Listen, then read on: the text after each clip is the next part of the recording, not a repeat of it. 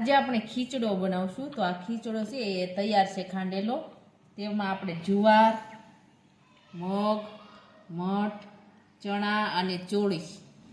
હવે આપણે ખીચડો છે તે બાફવા મૂકી દઈશું. ખીચડો બાફવા માટે આપણે પાણી ગરમ કરવા મૂક્યું છે. હવે આપણું પાણી છે તે ગરમ થઈ ગયું છે.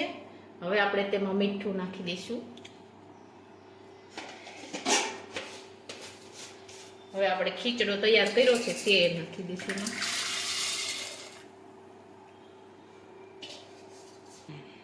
હવે આપણે ઢાંકી દઈશું. ખીચડો છે તેને બફાવા દઈશું. હવે આપણો ખીચડો છે તે બફાઈ ગયો છે. એકદમ સરસ ખીચડો ચડી ગયો છે. તો તૈયાર છે આપણો ખીચડો. અને અમારો આ વિડીયો ગમે તો મારી જેકે કુકીઝ એન્ડ હેન્ડ ચેનલને લાઈક કરો, શેર કરો અને સબસ્ક્રાઈબ કરો.